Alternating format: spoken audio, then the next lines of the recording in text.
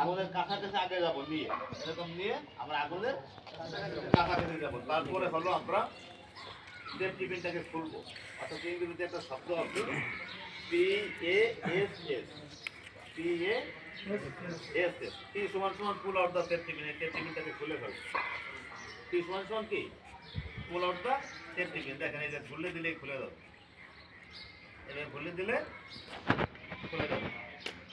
এই খোলার সময় খুলে গেছে নাকি? খোলার সময় আপনাদের একটা লক্ষ্য সতর্কতা যে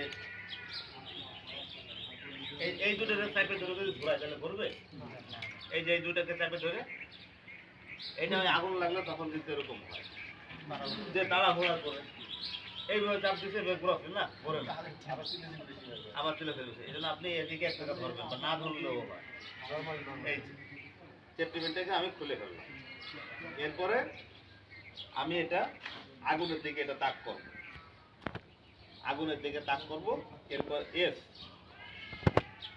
মানে প্রথমে পুল আউট দ্য সেফটি পিন, এরপরে এইম টু দ্য ফায়ার, আগুনের দিকে তাক করা, স্কুইজ দ্য লিভার, এটাকে বলা হয় লিভার।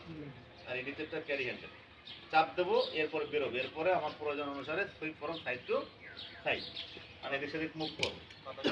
হ্যাঁ, এখন এটা বাতাসের অনুকূলে ব্যবহার করতে হবে, প্রতিকূলে ব্যবহার করা যাবে না। কেন?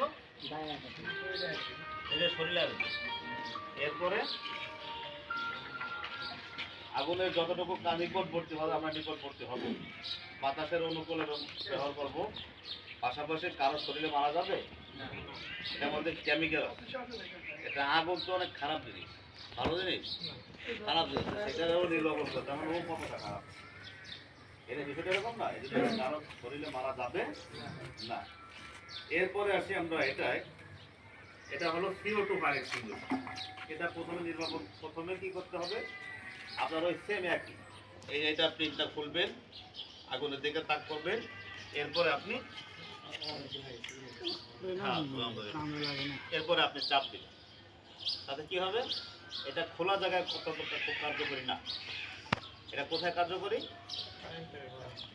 না? খোলা খোলা জায়গা, মনে করেন এখানে যে খোলা পরিবেশ না, এখানে আগুন নিভবে কিন্তু খুব বেশি কার্যকরী না। আপনার রুমের মোড়ে বন্ধ করে সেই জায়গায় আপনার এটা খুব বেশি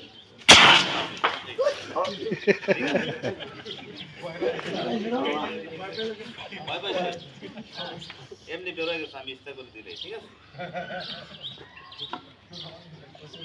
যাই হোক, আপনাদের এই যে ক্রিয়াগুলো বললাম, আপনাদের কারো কোনো প্রশ্ন আছে? আগুন, ভূমিকম্প এই সম্পর্কে কারো কোনো প্রশ্ন আছে?